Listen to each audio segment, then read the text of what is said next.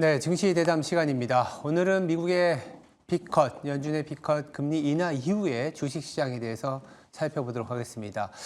미 증시는 연준의 빅컷 단행 이후 그래도 상승 추세를 유지하고 있습니다만 문제는 한국 증시입니다.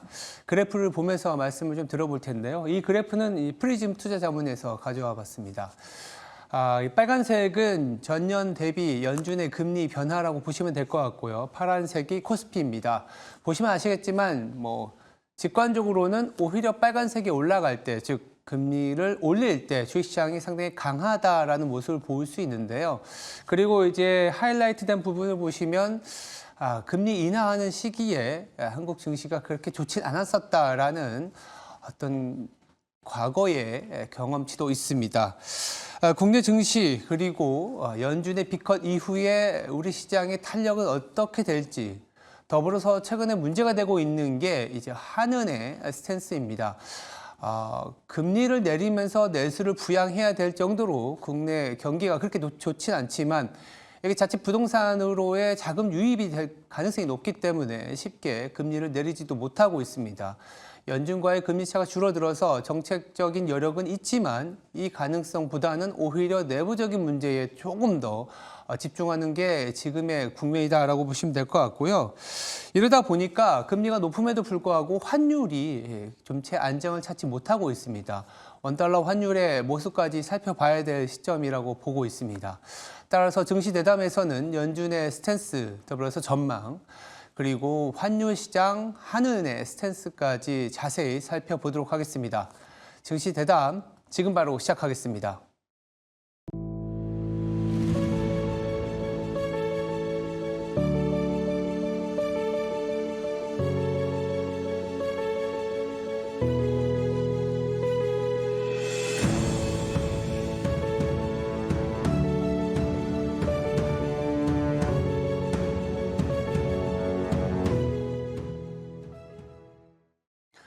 네, 증시 대담 시간입니다. 자리에 홍춘욱 프리즘 투자자문 대표 나와 있습니다. 안녕하세요. 안녕하세요, 센터장님. 네, 안녕하세요. 지금 저도 브리핑에서 얘기했지만 연준이 금리 인하를 단행을 했고 지금 설왕설래가 있습니다. 금리 인하를 했기 때문에 비용이 하락하니 주식시장이 좀 좋아지는 거 아니냐 이런 얘기도 있지만 이거 50bp를 단행했다라는 거는 뭔가 있는 거 아니냐. 뭔가 안 좋은 게 있어서 연준이 서둘러서 50bp를 단행한 것이다라는 얘기들도 있습니다. 대표님은 이런 부분에 대해서 어떻게 보시나요? 저도 비슷하죠. 네. 왜냐하면 전 7월에 0.25%를 인하했어야 되는 거고 조금 늦었다. 예, 늦었고 이번에도 0.25 정도가 좋았다. 결국 이번에 이제 0.5% 인하는 7월 인하한 거에 대해서 반성한다라는 뜻으로 일단 해석을 하면 호재인 거고요. 왜냐하면 이제 정신을 차린 거니까. 근데 이제 저희들끼리 이제 좀 무서워하는 게 뭐냐면 아까 잠깐 우리 센터님도 이야기하셨지만 미 연준 금리 인하할 때 우리나라 증시가 한 번도 좋은 적이 없었으니까 왜 그랬냐 하면 이제 그때마다 미 연준의 금리 인하가 단행될 때마다 실업률이 상승해서 금리를 인하한 적이 많아서 그런 거 아니겠습니까? 그렇죠. 특히 90년대 이후는 정말 그런 현상이 아주 일상적으로 나타났고요. 그러다 보니까 이제 자연스럽게 0.25 해도 될 걸 또 0.5% 한 건 또 뭔가 결국 이건 미국 경제에 대해서 우리가 모르는 뭔가 악재가 터진 거 아니냐. 이렇게도 또 확대해서 갈 수도 있는 거죠. 그래서 미 연준의 금리 인하 자체는 일단 우리 시장에는 그렇게 좋은 뉴스는 아니다. 근데 이제 1995년처럼 그래도 연착륙 성공하면 그래도 희망이 있는 거고 일단 지금은 그렇게 좋은 상황은 아니다. 이렇게 볼 수 있는 것 같습니다. 상황이 그렇게 금리 인하했다고 해서 맘 놓고 볼 수 있는 상황은 아니다. 이렇게 볼 수 있는데 파월의 연준 의장도 이제 기자회견을 통해서 뭔가 리세션에 대한 가능성을 좀 배제하려고는 한 것 같지만 아직까지는 어떤 속 시원하게 풀이를 못 하고 있습니다.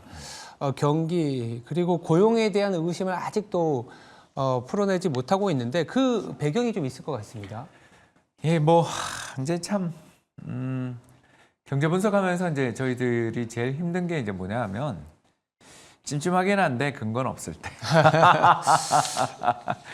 예, 이제 제가 조금 이렇게 많이 여러분들이 접해보지는 않았지만 이제 좀 중요한 지표 오늘 하나를 들고 왔는데요. 그게 예. 바로 이제 단위 노동 비용이라는 지표가 되겠습니다. 단위 노동 비용이라는 건 이제 기업들이 느끼는 체감 인건비다 이렇게 생각하시면 되겠는데 그렇죠. 제가 이제 밑에 직원 펀드 매니저 한 명을 고용을 했는데 이 친구가 수익도 잘 내고 고객들도 많이 유치해 오고 또 회사에서도 그 밑에 직원들하고 잘 지낸다 그러면 이 친구한테 연봉을 많이 올려줘도 사실 이 사람 연봉은 우리 입장에서 마이너스예요. 고용주 입장에서. 그게 저기 그림의 파란 선입니다. 파란 선. 그래서 이제 대체로 보면 미국의 그 체감 인건비, 저 파란 선이 내려가는 시기에 보면 미국의 이제 그 명목 임금, 시간당 임금 상승률이 저 빨간 선인데 저게 이제 내려가는 거죠. 그러면 이제 둘 다 내려가면 큰일 나는 거고요. 그건 왜냐면 불황이니까. 근데 그게 아니고 인건비는 좀 잘 그래도 완만하게 떨어지고 있는데 체감 인건비가 떨어진다. 그러니까 결국 생산성이 향상되고 있다. 그러니까 아까 이야기한 것처럼 펀드 매니저가 돈을 잘 번다. 고객도 잘 유치한다. 이렇게 볼 수 있는 거죠. 그러면 사실 기업들 입장에서 꼭 잘라야 되느냐라는 거죠. 그러니까 불황의 리스크가 온다 하더라도 결국 우리 회사 직원이 이렇게 체감 인건비가 떨어지는데 굳이 잘라야 돼? 이런 생각을 할 수 있는 거죠. 그게 이제 언제 그런 일이 있었냐면 저 그림의 1995년이 바로 그런 시기였는데 저기 보시면 알겠지만 빨간 선, 그 미국의 인플레는 완만하게 떨어지는데 예, 단위 노동 비용은 호황인데도 마이너스까지 가거든요. 네. 지금이 그렇잖아요. 네. 지금 미국 단위 노동 비용이 거의 마이너스 상승률까지 가 있는데 명목임금 상승률은 아직도 3%. 이 정도면 이게 골디락스 비슷한 거거든요. 그러니까 왜냐하면 임금은 그렇게 안 낮은데도 불구하고 단위 노동 비용은 떨어진다. 기업들이 뭔가 잘 짜내고 있거나 정말 우리가 믿지는 않았지만 AI 혁명이라는 게 정말 눈앞에 왔을 수도 있는 거고. 그러니까 지표로는 AI 혁명이 왔다라는 걸 아무도 이야기를 못하지만 그렇죠. 감만 있었잖아요. 우리가 그냥 주가 오르는데 저게 가짜겠어. 이제 이런 정도로 우리가 이야기를 해왔는데 저기를 보면 어우 야 생산성이 향상되는 거 아니야 저건. 돈을 벌어오네. 이러면 또 긍정적으로 볼 수도 있고 그래서 참 0.25 정도 인하했으면 제가 마음 편하게 잤을 텐데 0.5%를 인하하는 바람에 제 옛날 오래간만에 저런 지표들도 갖고 오고 그랬습니다. 자, 0.5%포인트라는 뭐 약간의 빅컷의 예상이 뭐 서프라이즈가 나오다 보니까 고민할 거리가 많고 오히려 좀 좋은 국면을 따지다 보면 90년대에 생산성이 증가하면서 결국은 또 IT 버블까지 갔었던 그런 사이클도 있을 수 있지만 현재로서는 뭐 아무도 모르기 때문에 일단 그 배경을 잘 살펴봐야 되는데요. 이 미국의 금리 인하이지만 또 전 세계 특히 국내 증시에도 상당한 영향을 줄 수밖에 없고 그리고 저도 브리핑에서 뭐 대표님의 그림을 좀 따와서 봤는데 이 금리 인하하는 시기에 한국 증시가 썩 좋진 않았다. 최근에 그래서 이렇게 상대적으로 부진한 우리 증시가 이 어떠한 패턴, 이러한 어떤 경험에 또 반영을 하는 거 아니냐 이런 얘기도 나옵니다. 사실이죠. 이제 제가 뭐 몇 달 전부터 금리 인하하면 한국 시장 어려워요라고 떠들고 다니는 사람이니까 이제 저는 우리 한국 증시가 매력이 없다라고 이야기하려는 게 아니고요. 네. 싸니까 2,500대에서는 뭐 저는 굉장히 싸다고 생각하는 사람이니까 네, 네.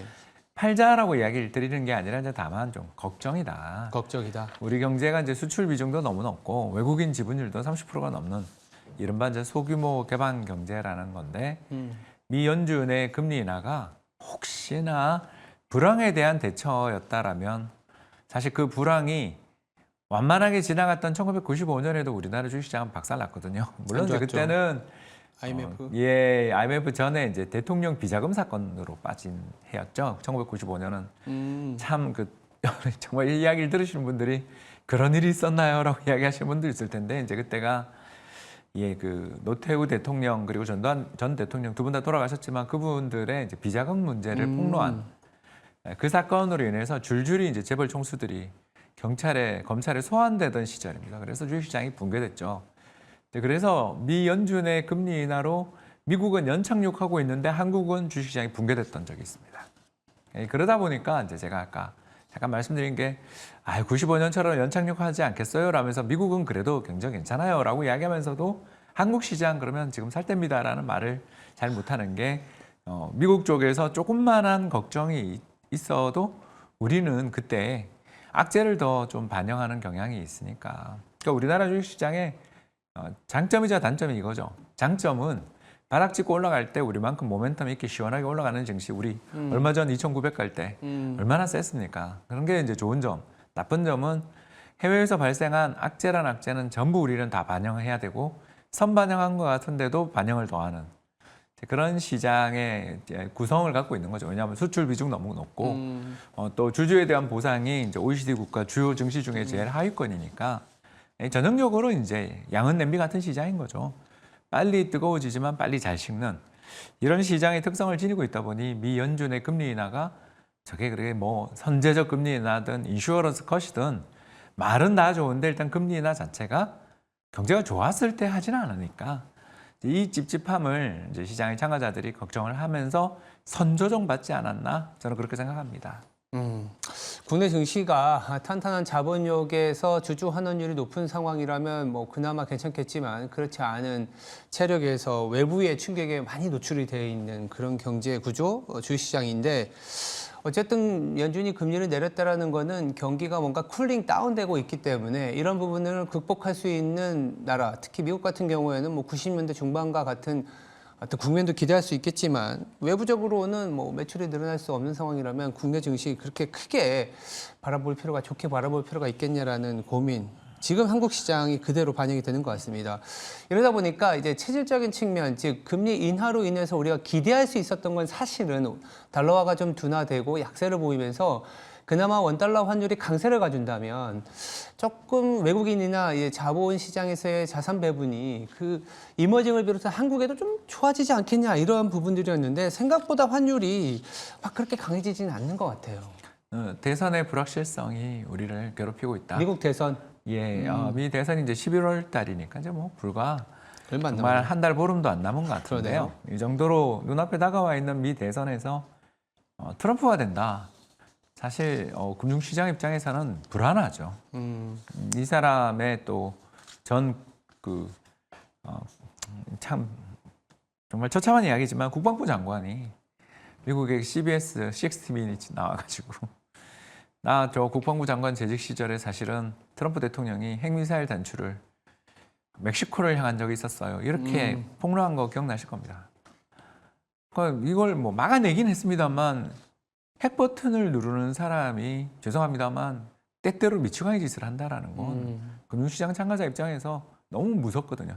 더 나가서 7월 중순에 비즈니스 위크와의 인터뷰에서 우리가 왜 대만을 보호해줘야 됩니까라고 스스럼없이 이야기하는 이제 그런 태도들을 보고 있으면 아유 이게 보통 통상적으로는 공화당 당선되면 달러 약세거든요. 그렇죠. 그렇기 때문에 트럼프 당선되면 달러 약세되지 않겠냐 저도 그렇게 기대하고 있었어요.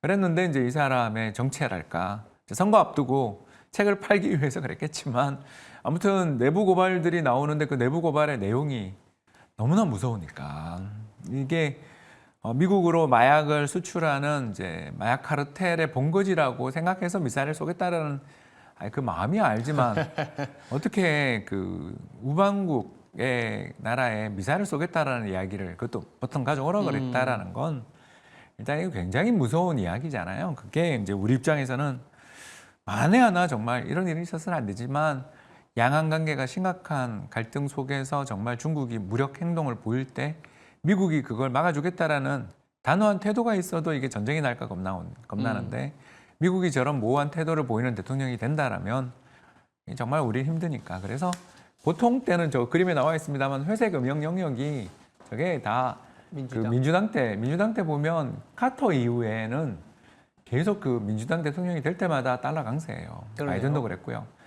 그랬는데 이제 지금 저 그림을 보면 트럼프가 되면 이제 그러면 달러 약세네 이렇게 이야기하기가 지금 무서운 그런 상황이 된 거죠. 그래서 거꾸로 이번엔 봐야 되는 거 아닌가. 그래서 트럼프 되면 외환시장 변동성이 엄청 커지는 시장이 오니까 이건 달러 강세다라고 봐야 될 것 같고 반대로 카멜라가 되면 물론 이분도 이제 문제가 많은 분이지만 뭐 그래도 상대적으로 정상인 아니겠냐라고 본다면 그래도 외환시장이 좀 안정되면 약보합 정도까지는 되지 않을까. 그러면 우리 증시도 좀 희망이 있는데 이제 우리 조건이 너무 어려운 거죠 지금.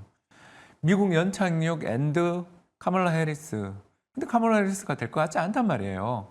폴리 마켓을 비롯한 베팅 사이트에서 계속 박빙이에요. 이거는 뭘 의미하냐 하면 결국 혼혈 여성인데다가 또 공화당이 가지고 있는 그 강력한 딕시 연합이라고 저희들이 부르는데 남부와 에팔레치아 사람의 이제 결합이 1965년 이후에 이제 그 딕시 연합이라는 게 결성이 됐는데 이 뒤로 사실 공화당에게 기울어진 운동장이 미국 정치판이거든요. 그렇기 때문에 안 그래도 공화당이 되게 유리한데 카멀라 해리스가 이제 레이시스트들이라든가 또는 샤이 트럼프들의 입장에서 본다면 선택하기 어려운 대안일 수도 있다 생각되니까 자꾸 그 돈을 거는 사이트에서는 트럼프가 이기는 걸로 나오는 게 이런 공포를 반영하고 있다고 생각됩니다.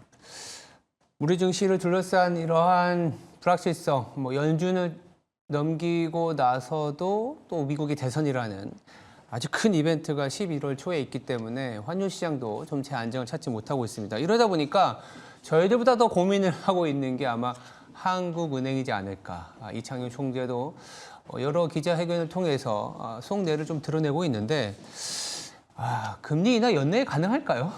되게 하기 싫어하는 것 같아요. 그쵸? 근데 해야 될 때인데 안 하려고 드니까 우리 주식시장이 힘든 이유 두 번째 이유가 이거죠. 그렇죠. 해외 여건 안 좋은데 이제 국내에서도 희망이 별로 없으니까. 일단 얼마 전에 한국은행 스태프들이 발표한 보고서 보니까 서울 아파트 가격이 되게 버블이다라는 걸 직시를 하는 보고서를 냈더라고요. 결국 여기서 금리 인하하게 되면 최근에 우리 정부의 대출 규제 이런 것들이 직간접적으로 나오고 있는데도 저 그림의 빨간 선이 이제 플러스 영역에 있으면 저게 버블이라는 뜻인데, 네. 그러니까 2013, 14년은 완전히 그냥 역사적인 저평가 구간이었고 지금은 이제 올라가는데 특히 저기서 녹색 선이 뭐냐면 저 버블을 만든 요인을 측정하는 거거든요. 근데 저 녹색 선이 뭐냐면 금리입니다. 금리. 지금 금리가 보시면 마이너스 레벨로 가고 있잖아요. 네. 그래서 부동산 시장의 버블을 억제하는 기제로 고금리가 작용을 하고 있는데도 버블이 출현했다. 이게 저 스텝 보고서의 핵심 아니겠어요? 근데 만약 앞으로 여기서 금리가 인하돼서 저 녹색 막대기가 플러스의 영역, 그 부동산 가격을 부양하는 방향으로 올라가면 저 버블이 더욱 심각해지면 그거 뒷감당 가능하냐라는 걸 저 그림 하나를 통해 우리한테 지금 이야기하고 있는 거거든요. 그래서 가계부채가 GDP 대비 가계부채가 계속 줄어들면서 디레버리징 들어가고 특히 디레버리징의 대부분이 이금융권에서 부동산 PF로 연결되어 있는 이금융권에서 벌어지고 있는 거 우리 다 알잖아요. 이 리스크를 생각하면 하루빨리 금리 인하가 필요한데 아이고 주식시장이 이렇게 힘드니까 또 금투세 논란까지 있고 이렇게 힘드니까 시중자금이 갈 데가 부동산밖에 부동산 그것도 또 지방에 미분양 부동산 많은 데는 안 가고 서울 부동산. 수도권 또는 SRT 라인만 타고 부동산이 오르니까 이러지도 못하고 저러지도 못하는 것 같습니다. 알겠습니다. 참 대내적으로도 금리 인하를 통해서 내수를 부양해야 되는 상황인데 부동산이라는 자산으로 자칫 흘러 들어갈까 걱정이 되는 수준에서 한은도 금리를 쉽게 내리지 못하는 국면인 것 같습니다. 네, 지금까지 홍춘욱 프리즘 투자자문 대표였습니다. 말씀 감사합니다. 감사합니다.